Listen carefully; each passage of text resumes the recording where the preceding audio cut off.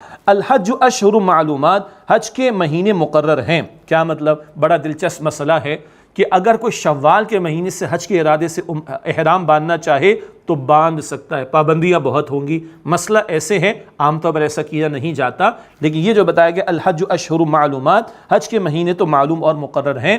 اس کی مزید تفصیل تفاصیل میں دیکھیے گا کہ شوال کے مہینے سے بھی کوئی چاہے تو حج کے ارادے سے احرام باندھ سکتا ہے۔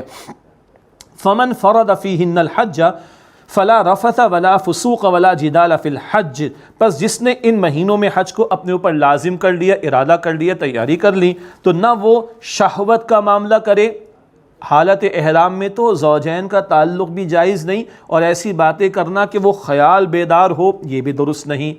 تو جو اپنے اوپر ان مہینوں میں حج کو لازم کر لے تو نہ وہ شہوت کا معاملہ کرے، نہ نافرمانی کا کام کرے، نہ جھگڑے کا کام کرے فی الحج، حج میں۔ علماء فرماتے ہیں بندہ حج پر جائے نا تو غصے کو 3 کی 3 طلاقیں دے کر جائے، غصے کو 3 طلاقیں دے کر جائے۔ بڑے مواقع آتے ہیں، اپنے حج کو سنبھالنا ہے اور اعمال کی حفاظت کرنی ہے، نہ شہوت کا معاملہ، نہ نافرمانی کی بات، نہ جھگڑا کرنا ہے حج میں۔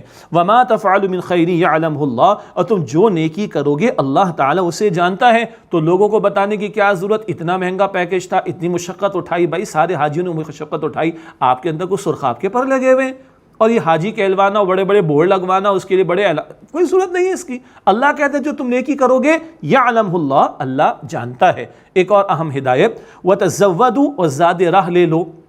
مراد ہے کہ حج پر جا رہے ہو، پیچھے گھر والوں کے لیے بھی اخراجات چھوڑنے ہوں گے، اور راہ کے جو بھی اخراجات ہیں وہ بھی تمہارے پاس ہوں۔ وَتَزَوَّدُوا، زاد راہ لے لیا کرو۔ فَإِنَّ خَيْرَ الزَّادِ التَّقْوَىٰ، پس بہترین زاد راہ تو تقوی ہے، سب سے اہم ترین شے تو خوف خدا کی نعمت اور دولت ہے۔ ہاں، ایک تقوی کا ترجمہ ہے بچنا، بہترین زاد راہ سوال سے بچنا ہے۔ بعض لوگوں کا معمول تھا، نبی علیہ السلام کے دور کی بات ہو رہی ہے، آ جاتے تھے پھر لوگوں سے بھیک مانگتے تھے۔ نہیں بھائی، کوشش کرو کہ سوال سے بچو اور اہتمام کر کے آؤ، اس طرح بھی توجہ دلائی گئی۔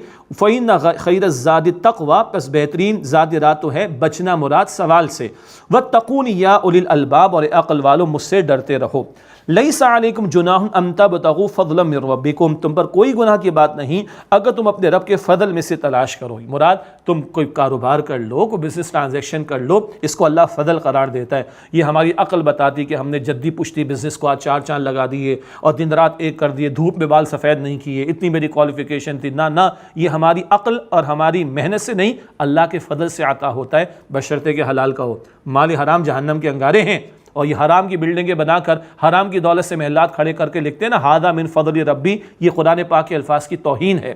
حلال سے میرے وہ اللہ کا فضل ہے، فضل میرا کمال نہیں۔ اللہ فرماتے تم پر کوئی حرج کی بات نہیں اگر تم اپنے رب کے فضل میں سے تلاش کرو۔ ہم بندہ حج پر گیا، شاپنگ کر لے، کوئی خریداری کر لے، منع نہیں، مگر مقصود شاپنگ نہ بن جائے، مقصود تجارت نہ بن جائے، کر لو، کوئی حرج نہیں، ممانعت نہیں ہے۔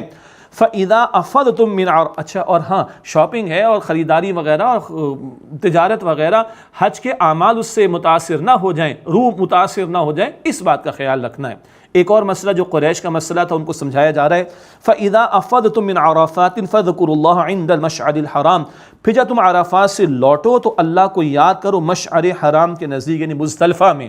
9 ذی الحجہ، اللہ ہم سب کو عطا فرمائے، الحج عرفہ، عرفہ کا میدان، وہاں کی حاضری، غروب کا معاملہ ہو گیا، چلو یہاں سے باہر نکلو، شاباش، اور مزدلفہ جاؤ، مغرب عشاء ملا کر ادا کرو، وہ مشعر حرام، وہاں پر اللہ کا ذکر کرنے کی تعلیم۔ وَاذْكُرُوهُ كَمَا هَدَاكُمْ، اور اللہ کا ذکر کرو جیسے اللہ نے تمہیں ہدایت دی۔ کیسے دی؟ محمد مصطفیٰ علیہ السلام کے ذریعے، سنت کی اہمیت۔ وَإِن كُنتُم مِّن قَبْلِهِ لَمِنَ الضَّالِّينَ، اور یقیناً اس سے پہلے تم ناواقف لوگوں میں سے تھے، تمہیں پتہ نہیں تھا۔ اللہ نے قرآن دیا، اللہ نے صاحب قرآن صلی اللہ علیہ وسلم کے ذریعے رہنمائی عطا فرمائی۔ ثم افیضوا من حیث افاض الناس، پھر تم لوٹو جہاں سے دیگر لوگ لوٹتے ہیں۔ واستغفروا اللہ، اور اللہ سے بخشش مانگو۔ ان اللہ غفور رحیم، بے شک اللہ بہت بخشنے والا، نہایت رحم فرمانے والا ہے۔ قریش کا معاملہ یہ تھا کہ ان کو وی آئی پی ٹریٹمنٹ چاہیے ہوتا تھا، اور وہ بس مزدلفہ میں رہتے، عرفات کی طرف نہیں جاتے۔ کہا جا رہا ہے کوئی نہیں، ایک ہی صف میں کھڑے ہو گئے محمود و ایاز، نہ کوئی بندہ رہا نہ کوئی بندہ نواز، سارے عرفات میں جاؤ، کھلے آسمان تلے اللہ سے مانگو اور پھر مزدلفہ آؤ، پھر آگے کے اعمال ہیں۔ یہ وی آئی پی ٹریٹمنٹ نہیں چلے گا، یہ تو قریش کا معاملہ ہوا۔ آج کافی مرتبہ وی آئی پیز کے بڑے وی آئی پی پروٹوکولز ہوتے ہیں، یہ اسلام کی روح سے مطابقت نہیں رکھتے، توجہ کرنے کی ضرورت ہے۔ واستغفر اللہ، اور اللہ سے بخشش مانگو۔ ان اللہ غفور رحیم، بے شک اللہ بہت بخشنے والا نہایت رحم فرمانے والا ہے۔ فَإِذَا قَضَيْتُم مَّنَاسِكَكُمْ فَاذْكُرُوا اللَّهَ كَذِكْرِكُمْ آبَاءَكُمْ أَوْ أَشَدَّ ذِكْرًا، پس جب تم حج کے مناسک کو ادا کر چکو تو اللہ تعالیٰ کا ذکر کرو جیسے تم اپنے باپ دادا کا ذکر کرتے تھے، یا اس سے بھی کئی زیادہ ذکر کرو۔ عبادت مکمل ہو رہی ہے، اس کے بعد بھی ذکر جاری رہے گا، نمازوں کے بعد بھی، جمعے کے بعد بھی، روزے کے بعد بھی، رمضان کے بعد بھی، اور حج کے بعد بھی اللہ کا ذکر نہیں بھولنا۔ وہ باپ دادا کے قصے کہانیاں بیان کرتے تھے، کہا جا رہا ہے کہ اللہ کا ذکر کرو، اللہ کو یاد کرو۔ فَمِنَ النَّاسِ مَن يَقُولُ رَبَّنَا آتِنَا فِي الدُّنْيَا وَمَا لَهُ فِي الْآخِرَةِ مِنْ خَلَاقٍ، بس لوگوں میں سے کوئی ہے جو یوں کہتے ہیں اے ہمارے رب ہمیں دنیا میں دے دے، اور ایسے لوگوں کے لیے آخرت میں کوئی حصہ نہیں، وہاں جا کر بھی دنیا پرست بنے ہوئے، دنیا ہی دنیا چاہیے، کاروبار مل جائے، ترقی مل جائے، کرسی مل جائے، اقتدار مل جائے، آخرت نہ ملے۔ استغفر اللہ، دنیا ہی کے غلام و بندے بنے ہوئے ہو۔ ایک یہ دنیا پرستوں کا کردار ہے، حج پر جا کر بھی یہ حرکتیں ہو رہی ہیں، بس دنیا ہی دنیا مطلوب ہے۔ اس کے برعکس بہتر طرز عمل کیا ہے، مناسب رویہ کیا ہے؟ وَمِنْهُمْ مَن يَقُولُ رَبَّنَا آتِنَا فِي الدُّنْيَا حَسَنَةً، اور ان میں سے وہ ہے جو یہ کہتے ہیں اے ہمارے رب ہمیں دنیا میں بھلائی عطا فرما، وَفِي الْآخِرَةِ حَسَنَةً، اور ہمیں آخرت میں بھلائی عطا فرما، وَقِنَا عَذَابَ النَّارِ، اور ہمیں آگ کے عذاب سے بچا لے۔ اللہ مجھے آپ کو ہم سب کو جہنم کی آگ سے محفوظ فرما دے۔ یہ ہے متوازن رویہ۔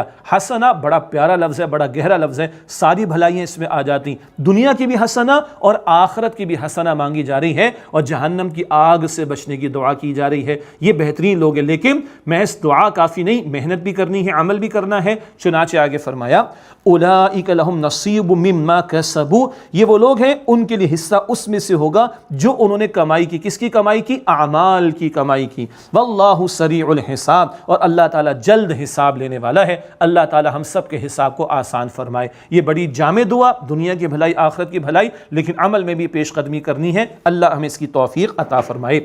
وَاذْكُرُوا اللَّهَ فِي أَيَّامٍ مَّعْدُودَاتٍ، اور تم گنتی کے چند مقررہ دنوں میں اللہ تعالیٰ کا ذکر کرو۔ قرآن پاک خاموش ہے، وہ مقررہ دن کون سے ہیں؟ سنت رسول نے بتایا صلی اللہ علیہ وسلم۔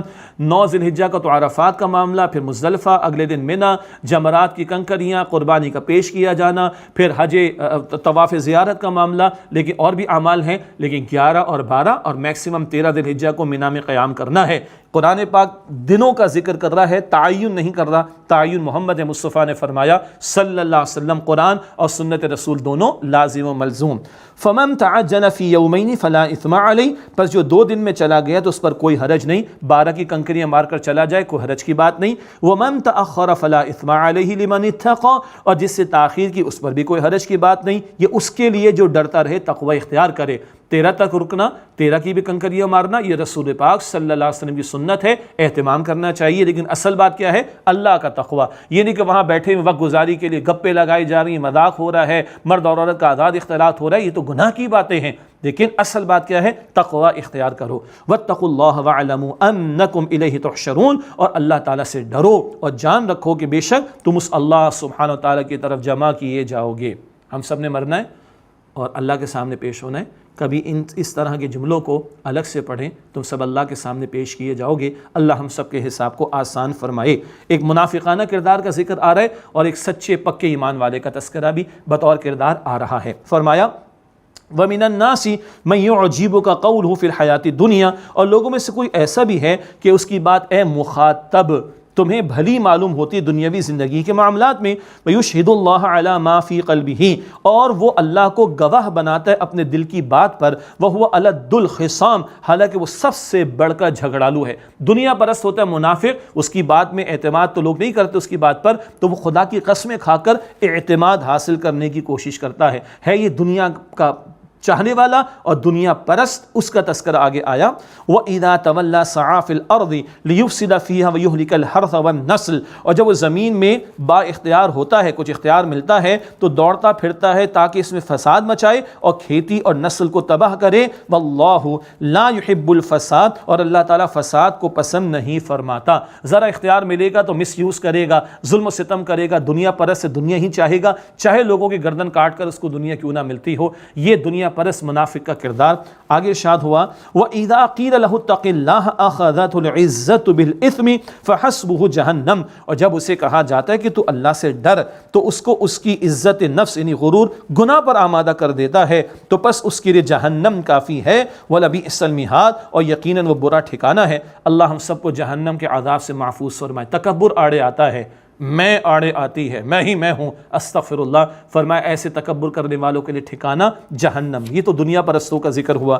سچے ایمان والے کیسے ہوتے ہیں؟ اگلی آیت کے بارے میں سیرت کی کتابوں میں بھی تفصیل ہے، یہ روایت موجود ہے کہ صہیب رومی رضی اللہ تعالیٰ عنہ روم سے آئے تھے، مکہ مکرمہ سے ہجرت کرنے لگے، مشرکین نے روک کر سارا مال روک لیا، تم آئے تھے روم سے، کچھ نہیں تھا تمہارے پاس، چھوڑو، سب چھوڑ دیا اور اللہ کی راہ میں ہجرت کر لی۔ حضور نے بڑا پسند فرمایا ان کے طرز عمل کو صلی اللہ علیہ وسلم۔ اس تناظر میں بھی اگلی آیت کریمہ کو سنیے، فرمایا وَمِنَ النَّاسِ مَن يَشْرِي نَفْسَهُ ابْتِغَاءَ مَرْضَاتِ اللَّهِ، اور لوگوں میں سے ایک وہ بھی ہے جو اپنے نفس کو بیچ ڈالتا ہے اللہ کی رضا حاصل کرنے کے لیے، اللہ کی خاطر جان مال گھر سب کچھ قربان کرنے کو تیار، اللہ کی رضا کے حاصل کرنے کے لیے۔ آج اللہ ہماری ترجیحات میں اوپر ہے، پرائرٹی لسٹ میں اوپر ہے، ہمیں بھی غور کرنا چاہیے۔ واللہ رؤوف بالعباد، اور اللہ تعالیٰ بندوں پر بڑا مہربان ہے۔ یا ایھا الذین آمنوا ادخلوا فی السلم کافہ، اے ایمان والو تم اسلام میں پورے کے پورے داخل ہو جاؤ۔ ولا تتبعوا خطوات الشیطان، اور شیطان کے نقش قدم کی پیروی نہ کرو۔ دنیا میں دو ہی سسٹمز ہیں، الرحمن کا یا شیطان کا، پارٹیاں بھی دنیا میں دو ہیں۔ سورہ مجادلہ میں ذکر آتا ہے حزب اللہ اللہ کی پارٹی، حزب الشیطان شیطان کی پارٹی۔ تو یا تو نظام اللہ کا چل رہا ہوگا یا شیطان کا چل رہا ہوگا۔ اگر پورے کے پورے دین پر عمل نہیں ہو رہا تو شیطان کا سسٹم چل رہا ہے نا۔ اس سسٹم کو بدلنے اور اس کی جد و جہد کرنے کی ذمہ داری ہم مسلمانوں پر ہے۔ اللہ فرماتا ہے پورے کے پورے اسلام میں داخل ہو جاؤ۔ البقرہ آیت نمبر 85 میں ہم نے پڑھا کچھ مانو کچھ نہ مانو، یاد آیا؟ کچھ پر عمل کرو کچھ پر عمل نہ کرو۔ یہ جزوی اسلام اللہ کے مقبول نہیں، اس کی سزا ہے دنیا میں ذلت اور رسوائی اور قیامت میں شدید عذاب۔ یہاں کہا ادخلوا فی السلم کافہ، اسلام میں پورے کے پورے داخل ہو جاؤ۔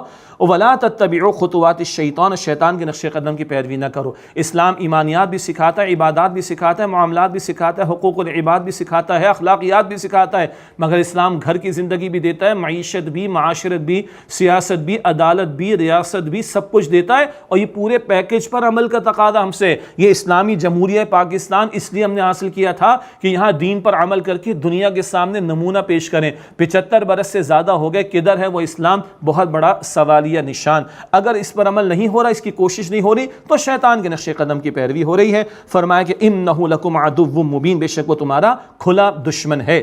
فَإِن زَلَلْتُم مِّن بَعْدِ مَا جَاءَتْكُمُ الْبَيِّنَاتُ، پھر اگر تم اس کے بعد ڈگمگا گئے جبکہ تمہارے پاس واضح احکام آ گئے، فَاعْلَمُوا أَنَّ اللَّهَ عَزِيزٌ حَكِيمٌ، تو جان لو کہ بے شک اللہ غالب ہے، حکمت والا ہے۔ دین کلیئر ہے، حضور قائم کر کے گئے، پورا دین دے کر گئے، غالب فرما کر گئے۔